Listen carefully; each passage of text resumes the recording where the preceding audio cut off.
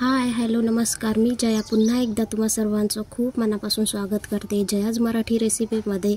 तर थंबनेलवरून तुम्हाला कळायला असेल की आज आपण काय बनवणार आहोत। तर आज आपण गुळाचा चहा बनवणार आहोत। बऱ्याच जणांचा गुळाचा चहा हा नासतो फाटतो, त्यामुळे आपण अशा काही ट्रिक इथे वापरणार आहोत, त्याने आपला चहा कधीच फाटणार नाही, कधीच नासणार नाही।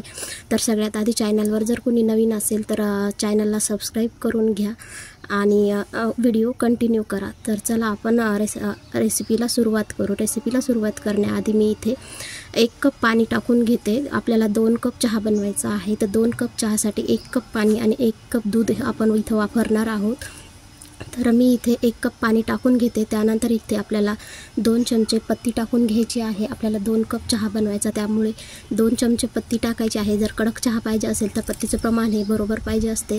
2 चमचे पत्ती इथे मी वापरून घेते। त्यानंतर इथे वेलची पूड टाकते। माझ्याकडे वेलची पावडर होती, त्यामुळे मी वेलची पावडर टाकली। तुम्ही साबीत विलायची सुद्धा सोलून टाकू शकता, त्याने सुद्धा खूप छान चहाला वास येतो, त्यामुळे तुम्ही असं सुद्धा सोलून सुद्धा विलायची वापरू शकता। त्यानंतर मी इकडे अर्धा चमचा अद्रकीचा खीस करून घेतला होता, तो टाकला। अद्रक छान धुवून घ्यायची, पुसून घ्यायची, नंतर त्याचा खीस करून घ्यायचा, जेणेकरून आपला चहा त्याने सुद्धा फाटणार नाही। जास्त करून गुळाचा चहा हा अद्रकीने जास्त फाटतो, त्यामुळे अद्रक ही नेहमी स्वच्छ करून वापरायची। तर अशा प्रकारे मी सर्व इथे मसाले टाकून घेतले। या ठिकाणी तुम्ही इथे लवंगसुद्धा वापरू शकता मसाला म्हटल्याच्यानंतर। तर ज्यांच्याकडे असेल लवंग ते लवंगसुद्धा इथे टाकून घेऊ शकता। जर आवडत असेल चहा तर तुळशीचे पानं, यानेही चहा खूप छान होतो। तर इकडे आपण ज्या कपाने 1 कप पाणी घेतलं होतं ना, त्याच कपाने इकडे आपल्याला 1 कप दूध वापरायचं आहे। तर चहात आपले मसाले छान असे उकळले पाण्यामध्ये। आता आपल्याला इथे दूध टाकून घ्यायचं आहे। मी इथे ज्या कपाने 1 कप पाणी घेतलं होतं त्याच कपाने इकडे 1 कप दूध घेते। तर दूध आपलं फक्त आपल्याला 1 उकळी द्यायची आहे दूध टाकल्याच्या नंतर, कारण ऑलरेडी आपले मसाले पाण्यामध्ये छान असे मिक्स झालेले होते आधीच उकळून, त्यामुळे जास्त वेळ याला नाही उकळायचं, फक्त 1 उकळी द्यायची।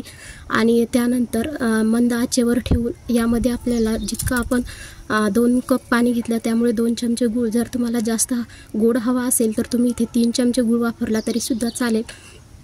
तर इथे 2 चमचे गूळ आपल्याला चहामध्ये टाकून घ्यायचा आहे।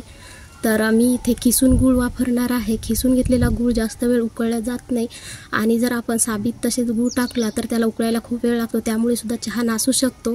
तर तुम्ही इथे गूळ किसून वापरा, जेणेकरून एका उकळीमध्ये आपल्या गूळ चहामध्ये खूप छान असा मिक्स होईल आणि जास्त उकळायचं कामही पडणार नाही। तर गुळाच्या नंतर आपल्याला फक्त 1च उकळी इथे द्यायची आहे, आणि मसाले तर आपले ऑलरेडी पाण्यामध्ये उकळलेलेच होते। तर अशा प्रकारे जर तुम्ही चहा केला तर तुमचा चहा कधीच फाटणार नाही। फक्त ही प्रोसेस तुम्ही लक्षात ठेवायची। आधी सर्व मसाले आपल्याला पाण्यामध्ये उकळून घ्यायचे आहेत, त्यानंतर दूध वापरायचं आहे। चला, आपला चहा तर बनून तयार आहे। आता आपण याला कपामध्ये टाकून घेऊ। तर तुम्ही बघू शकता आपला चहा थोडासुद्धा फाटलेला नाही आहे, पण मसाल्याचा वास आणि हे खूप छान असं त्यात उतरलेलं आहे। त्यामुळे तुम्ही सुद्धा अशा प्रकारे एकदा तरी चहा बनवा आणि मला कमेंट करून नक्की सांगा। आणि जे चहा लवर आहेत ना, त्यांनी मात्र चॅनलला सबस्क्राईब न करता अजिबात जाऊ नका, कारण मी यामध्ये अशा काही ट्रिक सांगितलेल्या आहेत। जे कोणी नवीन असेल चहा बनवणारं, ते सुद्धा चहा जर गुळाचा बनवत असेल तर त्याच्याने सुद्धा चहा कधीच फुटणार नाही आहे। तर मग कधी बनवताय चहा, नक्की बनवा, करा, प्या आणि मला सांगा कसा झाला आहे। तर चला, तोपर्यंत भेटू नेक्स्ट व्हिडिओमध्ये। तोपर्यंत बाय।